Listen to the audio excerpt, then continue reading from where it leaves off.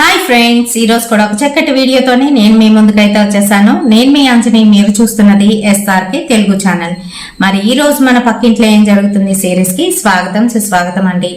ఈ సిరీస్ లో నేనేం చెప్తాను అని అంటే, కొత్తగా పెళ్ళైన అమ్మాయిలకి ఎటువంటి ప్రాబ్లమ్స్ వస్తాయి, ఆ ప్రాబ్లమ్స్ ని ఏ రకంగా హ్యాండిల్ చేయాలి అనే దాని గురించి అయితే చెప్తూ ఉంటాను. అయితే మరి రియల్ ఇన్సిడెంట్స్ ని బేస్ చేసుకొని ఇక్కడ స్టోరీస్ కింద అయితే మీకు చెప్పడం జరుగుతుంది. మరి ఈ రియల్ ఇన్సిడెంట్స్ మీకు ఎలా అనిపిస్తుంది అనేది నాకు కామెంట్ సెక్షన్ లోనైతే కామెంట్ చేయండి. అంతేకాదు, చూస్తున్న ప్రతి ఒక్కరు కూడాను లైక్ చేయడం అస్సలు మర్చిపోవద్దు. లైక్ చేయడం వల్ల ఈ వీడియో మరికొంతమందికి అయితే వెళ్తుంది, వాళ్ళకు ఉపయోగపడుతుంది. అంతేకాదండి, లైక్ తో పాటు హైప్ పాయింట్స్ కూడా వేయండి. హైప్ పాయింట్స్ వేయడం వల్ల ఛానల్ అయితే ముందుకు వెళ్తుందండి. కొత్తగా చూస్తున్న వాళ్ళు, నన్ను సపోర్ట్ చేయాలి అనుకున్న వాళ్ళు ఛానల్ ని సబ్స్క్రైబ్ చేసుకొని పక్కన వచ్చిన బెల్ ఐకాన్ అయితే క్లిక్ చేయండి. మీకు జరిగిన రియల్ ఇన్సిడెంట్స్ ని ఇక్కడ స్టోరీస్ గా విందాం అనుకున్న వాళ్ళు, నేను నా డిస్క్రిప్షన్ బాక్స్ లోని ఇన్స్టాగ్రామ్ లింక్ అయితే ఇస్తున్నానండి. అక్కడికి వచ్చి మీ స్టోరీస్ ని నాతోనైతే షేర్ చేసుకోవచ్చు. మీ డీటెయిల్స్ ఏవి కూడా ఇక్కడ చెప్పకుండా నేను ఆ వీడియోని ఇక్కడ మంచిగానైతే కుక్ చేసి ప్రెజెంట్ చేస్తాను. మరి ఇంకెందుకు ఆలస్యం, లేట్ చేయకుండా ఈ రోజు వీడియోలో. సో ఈ రోజు మనము 2009 లో జరిగిన ఒక రియల్ ఇన్సిడెంట్ గురించి అయితే తెలుసుకుందామండి. అయితే ఒక పెద్ద కాలేజీలోని ఒకే గ్రూప్ లోని అబ్బాయి అమ్మాయి ఇంటర్ ఫస్ట్ ఇయర్ అయితే చదువుతున్నారు. కాలేజీలోని అమ్మాయిని చూడగానే అబ్బాయికి అయితే ప్రేమ పుట్టుకొచ్చింది. మరి ఆ ఏజ్ అలా ఉంటుందేమో. అయితే తను అలానే ఒక 1 year తన వెనక ఎట్లా అయితే పడ్డాడు. ఆ అమ్మాయి అయితే రిజెక్ట్ చేస్తూనే వచ్చింది. ఎందుకు అని అంటే మెయిన్ రీజన్ వచ్చి ఆ అమ్మాయిది ఒక రిలీజియన్, ఈ అబ్బాయిది మరొక రిలీజియన్. సో క్యాస్ట్ అంటే క్యాస్ట్ అయినప్పటికీ కూడా చాలా ఇబ్బంది పెట్టేస్తారు. అలాంటిది రిలీజియన్ వేరు అని అంటే ఇంకా ఎక్కువ ఇబ్బందులు అయితే పడవలసి వస్తుంది అని చెప్పేసి అమ్మాయి అయితే దూరం పెట్టింది. అయినప్పటికీ ఆ అబ్బాయి పట్టువదలని విక్రమార్కుడిలాగా అమ్మాయి వెనకాతల పడి ప్రేమించే వరకు కూడా ఒప్పుకోలేదు. మొత్తానికి తను కూడా లవ్ చేయడం అయితే మొదలు పెట్టింది. ఆ తర్వాత వాళ్ళిద్దరి రిలేషన్ ఎలా ఉంది అని అంటే, డిస్టెన్స్ మెయింటైన్ చేస్తూ ఒక హెల్దీ ప్రాపర్ లవ్ మెయింటైన్ చేశారు వాళ్ళిద్దరు కూడా. చాలా మంచి రిలేషన్ అని చెప్పుకోవచ్చు. ఒక ఫ్రెండ్స్ లాగా వాళ్ళైతే ఉన్నారు. ఫస్ట్ అయితే చదువు కంప్లీట్ చేసుకోవాలి, ఆ తర్వాత కెరియర్ ని బిల్డప్ చేసుకోవాలి, మంచి ఉద్యోగంలోని సెటిల్ అయిన తర్వాతనే పెద్దవాళ్ళని ఒప్పించి వాళ్ళు పెళ్లి చేసుకోవాలని అనుకున్నారు. మరి అదే విధంగా ఇద్దరు కూడా కష్టపడ్డారు. ఎటువంటి అదర్ యాంగిల్స్ లోని వాళ్ళైతే వెళ్ళలేదు. చదువు అయిపోయిన తర్వాత జాబ్ సర్చింగ్ లో ఉండేటప్పుడు అమ్మాయి తాలూకు వాళ్ళు తనని ఇంకా ఫోర్స్ చేయడం అయితే మొదలు పెట్టారు. ఎందుకనంటే వాళ్ళ రిలీజియన్ లోని త్వరగానైతే పెళ్లి చేసేస్తారు, అంతవరకు అమ్మాయిని ఉంచడం ఏంటి అని వాళ్ళు అనడంతో వాళ్ళైతే ఫోర్స్ చేశారు అమ్మాయిని. ఫోర్స్ చేసినప్పటికీ అమ్మాయి లేదు నాన్న, నేను ఇంకా బాగా చదువుకొని ఉద్యోగం చేయాలనుకుంటున్నాను అని చెప్పేసి మొత్తానికి ఆ ఉద్యోగ ప్రయత్నాలు చేస్తూ ఉంది. కానీ ఎక్కడైనా కూడా జాబ్ అంటే ఎక్స్పీరియన్స్ ఉందా అని అడుగుతారు. కాబట్టి చిన్న చితక జాబ్ అయినా చెయ్యాలి ముందు అని చెప్పి ఒక చిన్న జాబ్ అయితే తను చూస్ చేసుకుంది. వాళ్ళ ఫాదర్ వద్దన్నప్పటికీ కూడాను తను ఆ జాబ్ అయితే చేస్తుంది. అయితే మరోపక్క అబ్బాయి వాళ్ళ అక్కకి పెళ్లి చేస్తేనే గాని ఈ అమ్మాయిని చేసుకోవడానికి అయితే లేదు. సో వాళ్ళ అక్కకి సంబంధాలు అయితే చూస్తున్నారు. మరోపక్క ఈ అబ్బాయి జాబ్ సెర్చ్ లోనైతే ఉన్నాడు. ఈ అబ్బాయికి కూడా ఏదో ఒక జాబ్ అయితే వచ్చింది, తను కూడా జాబ్ చేస్తున్నాడు. ఈ అమ్మాయి 2-3 సార్లు అడిగి చూసింది. ఏంటి అని అంటే, ఇంకా నీకు కూడా జాబ్ వచ్చింది కదా, మ్యారేజ్ చేసుకోవచ్చు కదా, నాకు ఇంట్లో చాలా ఇబ్బంది పెడుతున్నారు అని అంటే, లేదు మా అక్కకి పెళ్లి అయినంత వరకు ఆగుదాము, ఆ తర్వాత ఖచ్చితంగా పెళ్లి చేసుకుందామని చెప్పాడు. సరే, తను కూడా ఇంకా వెయిట్ చేస్తుంది.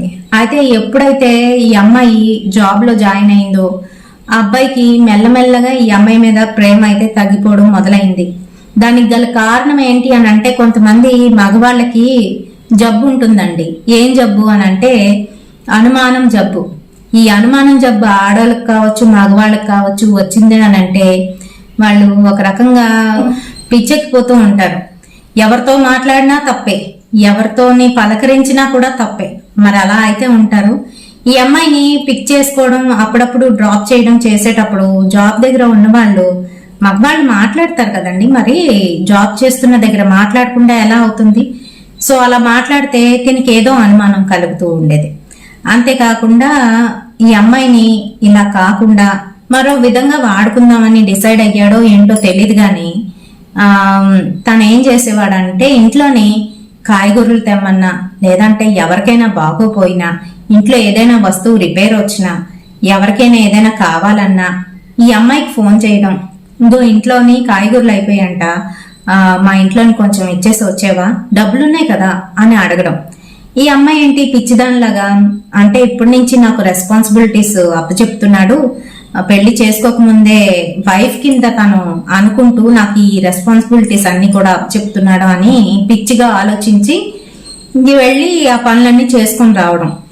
వాళ్ళ అమ్మగారికి బాగోపోతే హాస్పిటల్కి తీసుకువెళ్ళడం, ఈవెన్ వాళ్ళ పని మనిషికి బాగోపోయినా కూడా ఈ అమ్మాయి వెళ్లి హాస్పిటల్కి చూపించి తీసుకురావడం, అక్కడ డాక్టర్ ఫీజు కట్టడం, మందులు కొనడం, ఇవన్నీ కూడా చేస్తూ ఉండేది. తన దగ్గర ఉన్న డబ్బులన్నీ కూడా ఈ రకంగా వాడేస్తూ ఉండేవాడు. అంతేకాకుండా నాకు ఆ షర్ట్ నచ్చింది, ఈ టీ షర్ట్ నచ్చింది, ఆ జీన్ నచ్చింది, అది కొని పెట్టవా, ఇది కొని పెట్టవా అంటూ తన చేత కొని పెట్టించుకోవడం. మరి ఇలానే కానిచ్చాడు. ఒక 1 year లోపు వాళ్ళ అక్క పెళ్లి అయితే అయిపోయింది. ఇంకా యువతల ఈ అమ్మాయి గురించి ఇంట్లోనైతే ఆ అమ్మాయి చెప్పేసింది, నేను పలానా అబ్బాయిని లవ్ చేస్తున్నాను, ఆ అబ్బాయిని పెళ్లి చేసుకుంటాను అని. అయితే రిలీజియన్ వేరు, ఎలా ఒప్పుకుంటారు? ఒప్పుకోరు కదా ఎవరు కూడాను. వాళ్ళు తిట్టారు. అమ్మాయిని హౌస్ అరెస్ట్ అయితే చేశారు. హౌస్ అరెస్ట్ అంటే ఇక్కడ ఒక రూమ్ లో పెట్టేయడం, తాళం వేసేయడం ఇదేం కాదు. వాళ్ళ ఇంట్లోనే ఉన్నిచ్చారు, అడుగు తీసి బయటికి గడప బయటన పెట్టనివ్వట్లేదు అంతే. అయితే ఫాదర్ అండ్ మదర్ ఇద్దరు కూడాను జాబ్ హోల్డర్స్, వాళ్ళిద్దరును. ఈ అమ్మాయిని జాగ్రత్తగానైతే చూసుకుంటారు, కానీ ఎంతవరకు చూసుకుంటారు? ఇంకొక విషయం ఏంటి అని అంటే, కూతురు మీద నమ్మకం, వద్దని చెప్పాం కదా వెళ్ళదులే అనే నమ్మకం కూడా ఉంది వాళ్ళకి. ఫాదర్ అండ్ మదర్ ఇద్దరు కూడా జాబ్ హోల్డర్స్ అవడంతో వాళ్ళిద్దరు కూడాను మార్నింగ్ క్యారేజీలు కట్టుకొని తలుపులు వేసి తాళం వేసేసి వెళ్ళిపోతూ ఉండేవారు. సో ఇలా అయితే ఒక 1 week అయ్యింది. ఆ తర్వాత ఈ అమ్మాయి చేతికి ఫోన్ అయితే వచ్చింది. ఫోన్ కూడా లాక్కున్నారు, చెప్పడం మర్చిపోయాను, ఫోన్ కూడా లాక్కున్నారు. అయితే తర్వాత 1 week తర్వాత ఈ అమ్మాయి చేతిలోకి తన ఫోన్ అయితే వచ్చింది. వచ్చేసరికి మెల్లగా వాళ్ళకి కనిపించకుండా ఫోన్ చేసి విషయం అంతా చెప్పింది. చెప్పి నేను ఎలాగైనా వచ్చేస్తాను, నన్ను తీసుకువెళ్ళిపో, నాకు భయం వేస్తుంది, ఇక్కడ ఉంటే మా నాన్నగారు పెళ్లి చేసేస్తారు అని చెప్పడంతో ఇంకా అబ్బాయి ఏం చేయలేక సరే అయితే వచ్చే అన్నాడు. అంటే ఈ అమ్మాయి మొత్తానికి ఇంట్లోని కళ్ళు గప్పి, ఇంట్లోని వాళ్ళ అమ్మ నాన్న కళ్ళు గప్పి, ఒకరోజు ఏమీ లేవు తన దగ్గర, అసలు తను వేసుకున్న డ్రెస్ తప్ప నగలు కూడా అన్ని కూడా తీసేసింది. ఏవో మామూలు రోల్ గోల్డ్ పెట్టుకొని వెళ్ళిపోయింది. ఆ అబ్బాయి కూడా ఏంటనంటే వాళ్ళ ఇంట్లో వాళ్ళకి ఎప్పటి నుంచో తెలుసు ఈ అమ్మాయి గురించి. పెళ్ళైతే చేసేసారు. పెళ్ళైపోయింది. పెళ్ళైన తర్వాత మరి యువతల వీళ్ళని కూడా ఒప్పించాలి కదా. వాళ్ళు గొడవకు వచ్చినప్పుడు వాళ్ళని ఒప్పించి వాళ్ళ రిలీజియన్ లోని ఈ అబ్బాయి జాయిన్ అయ్యి మళ్ళీ ఈ అమ్మాయిని అక్కడ వేరేగానైతే పెళ్లి చేసుకోవడం జరిగింది. ఆ దాన్ని కూడా రిజిస్ట్రేషన్ చేశారు. మొత్తం అంతా పక్కాగా జరిగిపోయింది. ఈ అమ్మాయి ఏమనుకుంది, అమ్మయ్య నేను అనుకున్న వాడిని చేసేసుకున్నాను, మేము హ్యాపీగా ఉంటాము అని అనుకుంది. గాని కరెక్ట్ గా వెళ్లి అప్పుడే తను ఒక ఊబిలో పడింది అనే సంగతి తను గ్రహించుకోలేకపోయింది. ఇంకా పెళ్ళయిన తర్వాత నుంచి అబ్బాయి నార్మల్ గా తిను జాబ్కి వెళ్తానంటే, జాబ్కి వెళ్ళు, కానీ ఈ జాబ్ ఎందుకు, ఇంకో జాబ్ చూసుకో, ఈ జాబ్ వద్దు, ఈ జాబ్ లోని ఉన్న వాళ్ళు నిన్ను సరిగ్గా చూడట్లేదు, నాకు వాడు నచ్చట్లేదు, వీడు నచ్చట్లేదు, జాబ్ కి ఈ రోజు వెళ్ళడం అంత అవసరమా, ఆగిపోవచ్చు కదా, అలా అనడం మొదలు పెట్టాడు. పైగా అమ్మాయికి వచ్చిన జీతం అంతా వీళ్లే తీసేసుకుండేవారు. ఆ అమ్మాయిని ఒక పని మనిషి కన్నా దారుణంగా ఇంట్లో వంట చేసేసి వీళ్ళంతా నీట్ గా చేసేసి అప్పుడు జాబ్కి వెళ్ళాలి. అంతేగాని తన జాబ్ టైమింగ్ కి తను అటెండ్ అవ్వడానికి లేదు. ఇంట్లో పనులు అయిపోతే అటెండ్ అయిపోవచ్చు. సో తను మార్నింగే లేవడం, ఇంట్లో పనులన్నీ చేసుకోవడం, నిద్ర కలన అలానే పాపం స్నానం అది చేసుకొని మళ్ళీ జాబ్కి వెళ్ళిపోవడం. జాబ్ చేసుకొని ఇంటికి రాగానే ఎవరితో మాట్లాడావు, ఏం చేస్తున్నావు, మధ్యాహ్నం లంచ్ చేసినప్పుడు ఎందుకు కాల్ చేయలేదు, అది ఇది అంటూ ఈ అబ్బాయి సతాయించడం అయితే మొదలు పెట్టాడు. కొత్తగా పెళ్ళయింది కానీ అసలు తనకి ఆ ఫీల్ కూడా లేకుండా చేసేసారు. ఇంట్లోని అత్త మామ తనతోని ఎదురుగా బాగా మాట్లాడుతున్నారు. వెనకాతలేమో వాళ్ళ చుట్టాలకి వాళ్ళకి అసలు ఏమీ తెచ్చుకోలేదు, కట్నం ఏమీ తెచ్చుకోలేదు, బోల్డ్ అంత ఆస్తుంది వాళ్ళకి, అయినా కూడా ఏమీ ఇవ్వలేదు అని మాట్లాడడం అయితే మొదలు పెట్టారు. తనకు అసలు అవేమీ నచ్చట్లేదు. ఓ పక్కన తన కెరియర్ కూడా పాడు చేస్తున్నాడు మెల్లమెల్లగా. ఎలా అంటే తన్ని జాబ్కి వెళ్ళనివ్వకుండా చేయడం, ఇది కాదు వేరే జాబ్ లో జాయిన్ అవ్వచ్చు కదా అని అనడం. ఎక్కడొచ్చేస్తుంది తనకి ఎక్స్పీరియన్స్ లేకుండా మంచి జాబ్ ఇంకో దగ్గర ఎక్కడొస్తుంది? పోనీ జాబ్ మానేసింది అని అంటే ఆ వచ్చే డబ్బులు కూడా రావు, ఇంకా హీనంగానైతే అయిపోతుంది తన బ్రతుకు. ఇంకా అన్ని ఆలోచిస్తూ పాపం ఆ అమ్మాయి ఒక రకమైన డిప్రెషన్ లోకి అయితే వెళ్ళిపోయి ఏంటి అని అంటే, ఏంటి నేను నా లైఫ్ ఇదేనా, నేను ఇదేనా కోరుకున్నాను, తిన కోసం ఇంత పోరాడేనే, తిన అర్థం చేసుకోవట్లేదు ఏంటి అనే ఒక థాట్ అయితే వచ్చేసింది. మెల్లమెల్లగా ఇద్దరికి గొడవలు అయితే స్టార్ట్ అయ్యాయి.